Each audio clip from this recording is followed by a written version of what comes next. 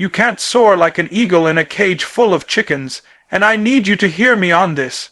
Not just with your ears, but with your soul, because too many of you are walking around with the heart of a lion, but living like a lamb.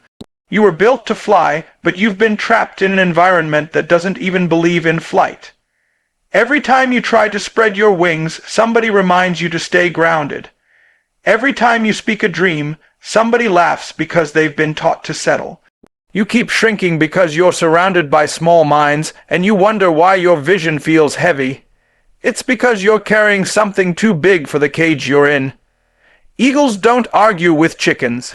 They don't hang around the coop. They rise, they elevate, they separate, not because they're better, but because they're wired different, and you're wired different. You've always felt like you didn't belong in that group, that job, that crowd, that circle.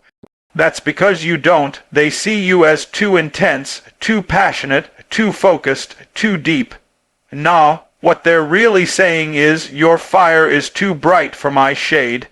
But listen, just because they're scared to fly doesn't mean you were born to crawl. When an eagle is born, it doesn't stay in the nest forever. It's meant to face the storm, to ride the wind, to go higher than any other bird. But what if that eagle never left the ground? What if it never got out the nest because all the birds around it told it flying was foolish? That's what some of y'all are living like. You're eagle-blooded, but you've settled for the chicken coop because it's familiar. You've accepted average because everyone around you told you greatness is risky. And now you're frustrated, not because you lack talent, not because you lack hunger, but because you're living in an atmosphere that was never designed for your altitude. Let me make it plain. If you stay in the wrong environment long enough, even your wings will forget how to fly. You'll start talking like them, thinking like them, moving like them. You'll start settling for less, not because it feels right, but because it feels normal. But normal ain't your destiny. Comfort ain't your calling. You weren't created to survive. You were born to dominate. That's why you can't rest. That's why you can't relax. Because your spirit knows there's more in you, and your environment keeps telling you to be quiet. But your soul is screaming for the sky. You've been giving first-class dreams to coach. Level people hoping they understand. You've been trying to convince chickens to believe in aviation. Stop it. You don't need permission to be great. You don't need validation to elevate. The eagle doesn't ask the chickens for approval before it takes flight. It just flies. That's what I need from you. To recognize your identity, to stop blaming your lack of progress on laziness and start checking your surroundings. Your wings aren't broken. They're just restricted. The air isn't thin. You're just flying too low. If you really want to soar, it starts by leaving the ground, leaving the noise, leaving the doubt, leaving the familiar voices that keep telling you to play it safe. Because the moment you decide to get out of the cage, your whole life changes. The moment you choose to rise instead of roost, your destiny starts catching wind. You were built to rise above the noise, rise above the hate, rise above the fear. You were built to hunt, to lead, to conquer skies no one else can even imagine. But it starts by getting out of that cage and remembering who you really are. Your environment is the mirror of your mindset. You want to know what's going on in your head? Take a look around you. Look at the people you hang with, the conversations you entertain, the books you read. Or don't read. Look at your habits. Look at your surroundings. Because what's outside is just a reflection of what you've allowed to live inside. You can't claim to want excellence and keep living in chaos. You can't say you're chasing greatness while tolerating mediocrity in every corner of your life. Your room, your routine, your relationships, they all tell the truth about how you think. You say you want peace but live in noise. You say you want growth, but you stay around people who ain't moved in years. You say you want to be successful, but you still entertain distractions like they're your destiny. The truth is, you don't rise above your environment until you rise within your mindset. That's the starting point. That's the real work, because your environment isn't just physical. It's mental, emotional, and spiritual. Some of you are walking around in the right city, the right opportunity, but the wrong frequency. Your inner world is still cluttered, And that's why nothing changes no matter how many books you buy, podcasts you play, or goals you write down. If your life feels off track, don't just ask what's wrong with your hustle. Ask what's wrong with your habitat. You've been planting $1,000,000 ideas in a 10-cent mindset expecting miracles, but miracles don't grow in toxic soil. You've got to clean it up. You've got to clear the space. You've got to rewire the way you think so the world around you reflects that new standard. You can't have a growth mindset in a gossip environment. You can't have a purpose-driven life while tolerating passive, fearful energy around you 24/7. Your environment will always default to the level of your thoughts. That means the moment you start thinking differently, the world around you must shift, or you must shift away from it. Some of you keep wondering why you feel like you're at war every day, like something's pulling you back every time you try to level up. It's your surroundings. It's the people who don't clap for your progress. It's the places that drain your energy. It's the routines that keep your mind small. You can't live a giant life in a miniature setting. You can't think massive and hang with people whose only vision is next Friday night. Look around. Does your environment speak life or drain life? Does it ignite your fire or smother your passion? Everything you allow around you is either fertilizing your future or choking your potential. You're either building or breaking. There is no neutral ground. There is no such thing as it doesn't affect me. It all affects you. Every conversation, every voice, every atmosphere. You're absorbing it whether you realize it or not. And eventually, you become it. So if you want to shift your life, don't just look in the mirror. Look at what the mirror is reflecting. Start demanding that your environment matches the identity you're stepping into. Start expecting more from what surrounds you. You want abundance, create a space that attracts it. You want clarity, clear the clutter. You want peace, remove the chaos. You want next level success. Then stop living in a mindset and in a room that's stuck on survival. You keep thinking it's a willpower issue. You keep telling yourself, if I just push harder, stay up later, grind longer, I'll make it. And yes, grit matters, discipline matters. But let me tell you something real. A seed can have all the strength in the world, but if the soil is toxic, it won't grow. You've been beating yourself up, questioning your hunger, your ambition, your drive, when the truth is, your environment has been poisoning your progress. You don't need more hustle. You need better soil. You can't outwork dysfunction in your environment. You can't grind negativity when it surrounds you daily. You can't stay inspired when your atmosphere is draining your spirit. Growth doesn't just come from within. It needs external alignment. You're trying to grow roots in rocky ground, trying to rise in an environment that constantly pulls you back down. You think something's wrong with you, but all that's wrong is the place you've been planted. You don't need to get stronger. You need to get smarter about where you're growing. Look at nature. A tree doesn't become tall and mighty by accident. It's not just about the seed, it's about the soil, the sunlight, the water, the care. And guess what? You're no different. You're expecting transformation while living in contamination. You're feeding your body junk, your mind junk, your soul junk, and then wondering why you feel stuck, tired, confused. Listen to me. Your greatness can't breathe in a polluted atmosphere. Your vision is suffocating because the space around it is toxic. Some of y'all are trying to build legacy surrounded by people who don't even believe in tomorrow. You've got big goals but small-minded company. You're chasing purpose but your circle is chasing comfort. That's like putting fresh water in a dirty glass. It still gets contaminated. You need to clean the glass. You need to purify your space because growth ain't just about what you put in. It's also about what you get away from. Let's be real. Willpower is limited. You can't rely on motivation every day. That's why your environment matters more than you think. A clean, empowering space will push you when your energy runs low. A focused circle will catch you when you start to slip. The right environment doesn't just support your grind. It strengthens your identity. It reminds you of who you are even when you forget.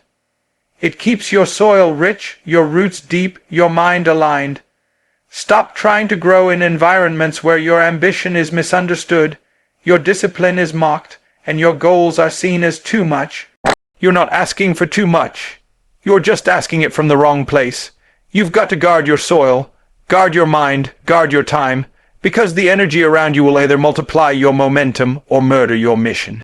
You wouldn't plant roses in a landfill, so why are you planting your dreams in places filled with doubt, fear, laziness, gossip, and distraction? Why are you trusting your vision with people who don't even water their own lives? If you want growth that lasts, if you want success that's rooted, if you want transformation that can weather any storm, you've got to make sure the soil is clean. You've got to protect your space like your future depends on it, because it does. Stop adjusting to a room you were meant to redesign or leave. Some of you are spending all your energy shrinking yourself to fit into spaces that don't deserve you. You're dimming your light so others feel comfortable in their shadows. You're watering down your voice, your fire, your truth, just to keep the peace in rooms that were never meant to carry your purpose. And the truth is, that room is either your mission field or your prison. Either you were sent there to change it, or you need to get out before it changes you. You weren't born to blend in. You weren't born to be average. You weren't born to be just another face in the crowd. You were created to be a thermostat, not a thermometer. You set the temperature. You don't just reflect what's already there. And yet, you've been walking into rooms full of fear, complacency, mediocrity. And instead of raising the standard, you've lowered your identity. Why? Because you didn't want to be too much, too ambitious, too different. But different is exactly what that room needed. And if it refuses to change, then stop wasting your gift on people committed to staying the same. Let me say this loud. Some rooms were designed to test your value, not validate it. If every time you speak up, you get silenced. If every time you try to lead, you get resistance. If every time you try to evolve, they pull you back into the old version of yourself. That's not your room, that's your warning. That's a signal from God, from the universe, from your soul, that it's time to stop adjusting and start deciding. Are you here to tolerate or to transform? It takes courage to walk away from places you've outgrown. It takes strength to leave circles you've been loyal to for years. But comfort is a liar.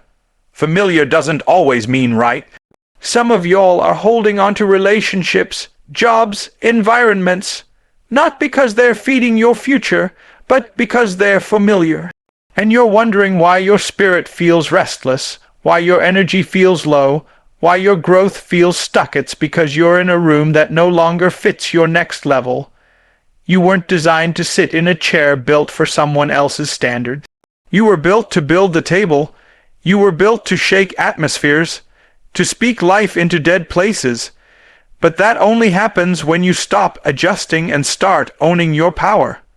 You've got to walk into that room and ask yourself, am I here to rise or to survive? Am I here to light it up or stay quiet so others stay comfortable?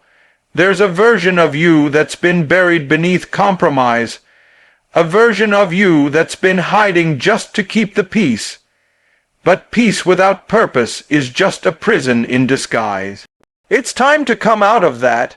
It's time to break the habit of shrinking, to stop negotiating your value, to stop asking for permission to evolve. If they can't handle your growth, your vision, your truth, then they were never meant to be in the room when the masterpiece is revealed. Stop decorating your cage. Stop settling for surviving in a space where you are called to thrive. If the room won't rise with you, then rise out of the room, because you weren't created to adjust to average. You were created to awaken the extraordinary. You're not failing. You're not lazy. You're not broken. You're being suffocated by your surroundings, and I need you to hear that deep, because for too long you've been blaming yourself for what your environment has been doing to you. You've been carrying shame that doesn't belong to you. You've been labeling yourself as undisciplined, unfocused, not good enough, when really, You've just been trying to breathe in a place where the air ain't clean. You've been trying to climb in a space that keeps cutting your legs out from under you. It's not you, it's the atmosphere. You've been waking up every day with a fire inside you, but the moment you step into your environment, boom, it's gone. Why? Because you're surrounded by energy that doesn't support your purpose. You're surrounded by voices that don't believe in your potential. You're in a space that celebrates comfort and punishes growth. And it's killing your progress silently. It's not loud failure. It's subtle suffocation. You're not being defeated. You're being drained. And if you don't get out, if you don't shift the atmosphere, if you don't draw that line, you're going to keep mistaking a toxic environment for a personal weakness. You can't win a marathon in quicksand. You can't fly in a wind tunnel that's pushing against your wings. You can't stay focused when your surroundings scream distraction. And yet, that's what so many of you are trying to do. You're reading the books, watching the videos, setting the goals, but the room you're in is choking the life out of everything you're building, and let's be real, it's not always external. Sometimes the most toxic environment is the one in your head. You've let self-doubt take up residency, you've let fear decorate the walls, you've let other people's opinions hang on your mental mirrors, and now every time you look at yourself, you don't see power, you see pressure.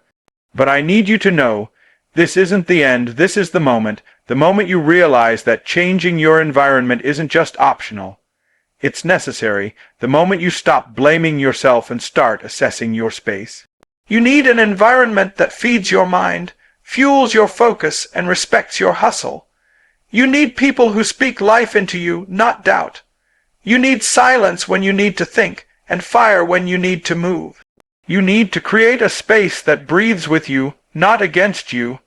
Some of you are suffocating in environments you were supposed to outgrow seasons ago. You've stayed in places out of loyalty, out of guilt, out of fear, and it's costing you your vision. You've been giving CPR to atmospheres that were never meant to live with you long term, and you wonder why you feel heavy, why progress is slow, why your goals feel like weights instead of wings. It's because you're doing all the right things in all the wrong places. You need to rise, you need to reassess, you need to relocate, not always physically, but mentally, emotionally, spiritually. Sometimes the biggest shift is not leaving the room, it's transforming what you allow in it. Rearranging your focus, evicting the doubt, declaring, this space belongs to my purpose, not my past. Because when you get the environment right, the effort feels lighter, the vision feels clearer.